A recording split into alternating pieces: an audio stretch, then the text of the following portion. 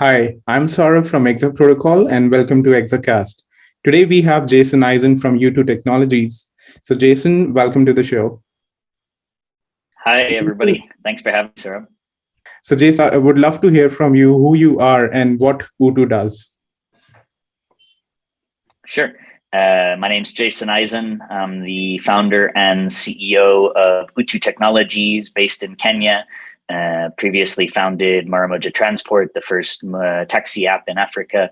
And I'm also a co-founder and advisor on some other projects, which maybe we can talk about later. But UTU is essentially the trust infrastructure of the internet. What we realized was that essentially trust online is broken, and it has nothing to do with trust in real life. The real world trust is based on relationships filtered by context, and that online we're being asked to trust based on things that have nothing to do with how we trust in real life. Something like 50 random people that you've never met, that you have nothing in common with, that maybe they're not even real people, maybe they're bots or paid reviews or fake whatever. But according to these 50 people, maybe this babysitter has 5 stars on the babysitter app, or this doctor has 5 stars on something. So this idea of aggregation of anonymous data points to deliver trust, which has nothing to do with this real world curated relationship-based model of trust. So UTU set out to change that and bridge the gap between how we trust in real life and how we're asked to trust online, with infrastructure that helps deliver sort of curated, personalized information as like an honest broker, essentially, with no vested interest in the outcome except for delivering maximal trust. Sort of exactly what you would want trust on the internet to be if it was built on first principles and to serve users from the beginning. That's absolutely true. So, when you talk about trust, the first thing that comes to my mind are the trust pilot reviews. So, how is UTU different than those reviews on the internet? Yeah, sure. So I think one of the key differences between UTU and the other trust, let's call them legacy trust solutions, things like Trustpilot or TripAdvisor, Google reviews, or whatever else you want to think about. Like, there's a couple main things, right? One, these things are consumer facing products. So the hypothesis is you as a user, as a person, should go to this platform, to this site, to consume trust, and then go somewhere else to actually get the service or the good that you wanted. You ever thought to yourself, like, oh, let me go to the store and buy trust? Or let me go to the store and buy the thing that I need, and I hope I can trust the store or the manufacturer or the service provider who's going to give me the service, right? So you could say that trust is an infrastructure, not a product. Yet all these things are consumer products. They misunderstand the role of trust in a transaction as a rail, as an infrastructure, as a currency. And this is what UTU changes. And this also is the source of all of the manipulation and fraud that we see on these platforms. The fact that they are consumer products, that I can go and create one account or create 1,000 accounts and leave one review or 1,000 reviews and manipulate up or down the trust of anything I want. And we should not be able to buy trust with money, essentially. There are so many services that provide that type of reputation manipulation service. The black market for these things is huge, and these platforms are the enablers of those things. Moving all of the trust mechanisms of the internet to a decentralized blockchain-based infrastructure is the key piece of how you solve this. So it's not just about the theory of trust, it's about the delivery mechanism, right? APIs, SDKs, oracles that provide infrastructure to platforms that can then deliver better trust and transparency onto their users in the user's best interest. So if I join UTU as a validator or as a reviewer, so what happens? Because when I'm joining UTU, I'm starting with zero trust. So how do I compete with people who are already on UTU? Is there a way you can maybe bump me up? Yeah, so there's not a way that we can bump you up that would be kind of antithetical to what we do. this idea of UTU as an honest broker, unlike other platforms that say make money by letting the companies or businesses pay them to hide their bad reviews or pay them to feature them at the top or something Mm-hmm. like this. That's Mm-hmm. not our role. We're an honest broker, not an extension of anyone's marketing.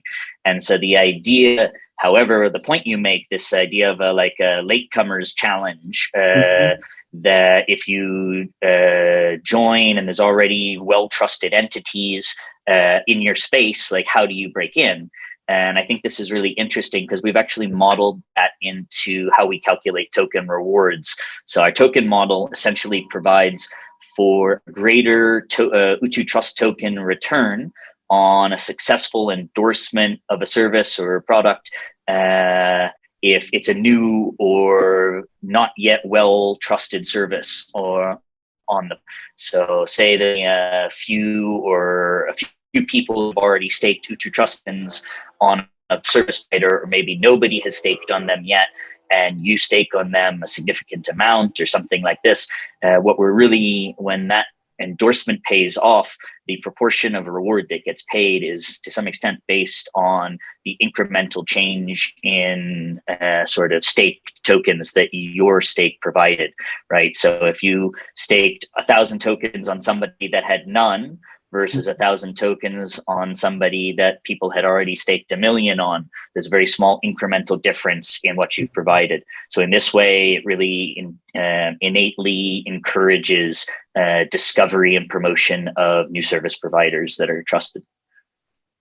Okay, sounds good because bumping yourself up in these platforms is quite easy. You can tip them with money, and this results in fake reviews. So yeah, really good to know that you addressed this issue. So trust should not be for sale. Trust should never absolutely. be for sale. On the other hand, you should be able to earn money by building trust, right? Mhm. There's an economic value to the endorsements that we provide, to the feedback, to the trust signals that we can send out to the greater community. And when those return value for others, there's economic value that can actually be paid back to you. This is what UTU Trust Token tries to replicate or kind of model for.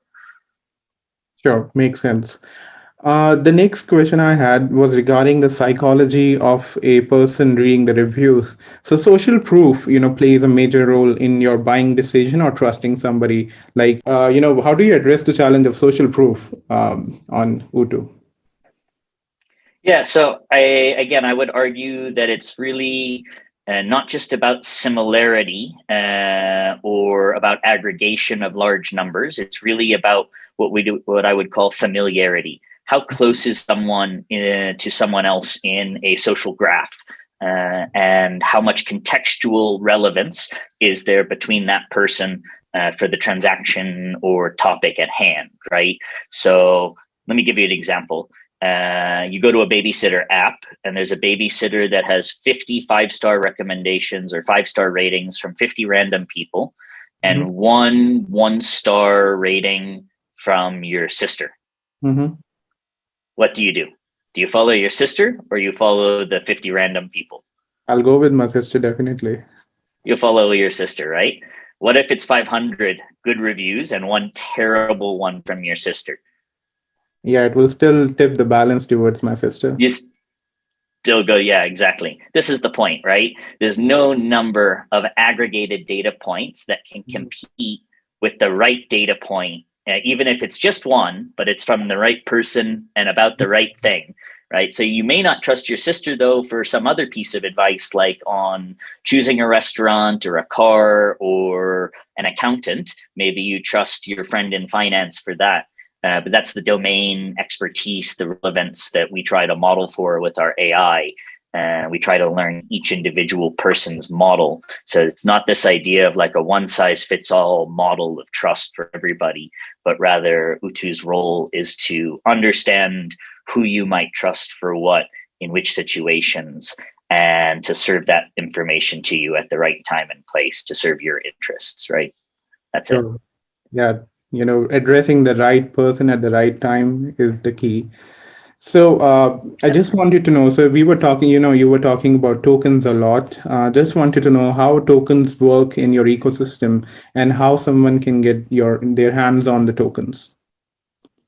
Yeah, so there's two tokens that we can talk about in our protocol. So there's UTU Coin, which is our cryptocurrency, which people can buy on various exchanges that are listed on our website, but like PancakeSwap, Uniswap, yeah. Mhm. And UTU Trust token, which is essentially a digital representation of trust on our protocol. So UTU Trust token can't be bought.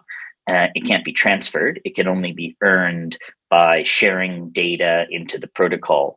And when I say sharing data into the protocol, I don't mean giving up any sort of control over that data. Mhm. UTU doesn't really believe in owning your data. We believe in providing infrastructure to help you put your data in service of your goals.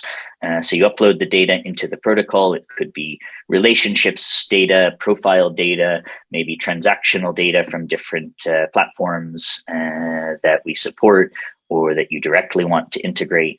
And we tokenize all of that data, and you're given UTU Trust tokens that you can use to stake on endorsements. So you might endorse your favorite taxi driver with 50 tokens, and your favorite nanny with 1,000 tokens, and your accountant with 500 tokens, who knows.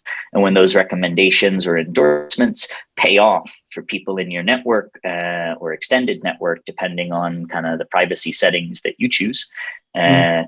you are rewarded with more UTU Trust tokens, right? So when we say when they pay off, when somebody hires that service provider and has a great experience and he also endorses them forward, you earn some additional UTU Trust tokens. Now, what's interesting is that there's a mechanism to basically turn those UTU Trust tokens into UTU coins, our cryptocurrency, which is freely tradable. So Mhm. while you couldn't buy into this system of UTU Trust tokens, you can actually earn out of it and earn money by building trust online, by helping others get good outcomes. Mhm. That was the core of it. Okay, sounds great. So the UTU tokens are locked forever. You just cannot trade them on any DEX or centralized exchanges. Yeah, the UTU Trust tokens aren't tradable. They're basically your personal representation of trust in terms of how much data, maybe how many tokens you've earned over your lifetime. UTU Trust Mhm. tokens is in some capacity a representation of how much data you've shared into the protocol and how useful the recommendations and endorsements that you've made have been, that you've been able to amass this amount of trust tokens. And then Mhm. there's also maybe the number of trust tokens that have been staked on you as a service provider, maybe for a specific thing. And right, maybe I'm a great plumber and people have staked a lot of tokens on me as a plumber, but not as a financial advisor. And so they can have some sectoral representation in that sense as well. But no, they're not tradable. They do, like I said, convert into UTU coin, which is tradable. Great, great. So you were mentioning some services like plumbers or babysitting. Like, are there any large scale users of UTU? Like, are there any apps that are currently built on top of UTU? Yeah, there's quite a lot that are either built on or in the process of building on or being integrated with UTU and across really every sector. So our first client that we've worked with for years and where we grew out of is a taxi app called Maramoja here in Kenya. And it's been live on the market for years there. And we're also working with a number of financial sector, fintech companies around the world, some of which we've announced and some of which we haven't. Everything from centralized lending to peer-to-peer lending to decentralized lending, like fully decentralized. But then there's other services in other sectors like crowdfunding and e-commerce and babysitters in different countries, gig work like CryptoTask in Europe and AmpNet, the crowdfunding platform in Croatia. So really a lot of different use cases all over the world. Generally, we talk about the core sectors for UTU as being driven by risk, right? Trust is the corollary to risk. More trust, the more risk I feel, the more trust I want. And so what are the things that we feel the most risk about? Our home, our health, our family, our business, our assets. So any sort of digital transaction that exposes one of those things to risk is a place where UTU can provide a huge value add to both the consumers and the platforms, centralized or decentralized, I might add. And I hope that we're trying to be a bridge between Web 2 and Web 3, right? Because there's a big gap and the market is still in Web 2. So we have to go and find people in Web 2 and bring them over to Web 3. And trust is the perfect place to sort of make that link. Absolutely. And I'm hoping that, the list of apps and the use cases keep on growing on the UTU ecosystem. Okay, I had one more question. How do you govern the protocol? How do you make changes in the protocol? Can people, submit their proposals that, I want to make this happen? How does it work? Yeah, we're still finalizing all the governance mechanisms for the protocol, and we'll make some more announcements about that in the coming months. But yeah, so I don't have too much to say about that today. But we're definitely still accepting feedback. Okay, if you've read the white paper, there's some initial thoughts on governance in there. And we're still looking at what models are going to make the most sense and create the most value long term and ensure UTU. I would summarize it as this: is we're going to end up with the governance mechanism that best safeguards UTU protocol as a benevolent infrastructure for the future of the internet. Full stop. Yeah. Okay. And what's the road ahead? How is 2022 looking like for UTU? Oh my gosh, we're like moving at light speed. We are releasing testnet before the end of the year, and then mainnet will go live in Q1. We have a whole slew of client integrations that we're working on in the background, and building new partnerships and new clients coming into the protocol, coming onto the APIs, building some case studies with the clients that we're working with to basically demonstrate the power of better trust in driving metrics and producing results for end users. And I think all of this is going to kind of manifest in 2022. So that's going to be really exciting, let's say, next 12 months. I'm really excited for this as well. I mean, shifting entirety of trust from Web3. Yes, I'm totally in for it. Okay, so you talked about partnerships. So how do people reach out to you for partnerships, or maybe giving you suggestions on the protocol? Yeah, for sure. You can reach us on Twitter at UTU_trust, and on Telegram at UTU Trust. And I'm sure you'll include the links for us there, t.me/UTU Trust on Telegram. And yeah, we'd love to hear from people. And in fact, so many great ideas for partnerships and connections have already come from our community of trust guardians. And we're always looking to find like-minded people who believe in a better mechanism of digital trust and share that vision. There's always a spot for them in the UTU community. So yeah, please reach out. So thank you so much, Jason, for your time today. And I'll make sure the links that you have provided, I'll put it in the description below so that people can reach out to you. And it was a really pleasure of talking to you today, and I'm all the best for your UTU protocol in the future. Thank you so much, Saurabh, and it's really an honor to be the first guest on your podcast. And I look forward to maybe you inviting me back for like your 1 year anniversary when you have like 1 million subscribers and everybody's talking about Exacast.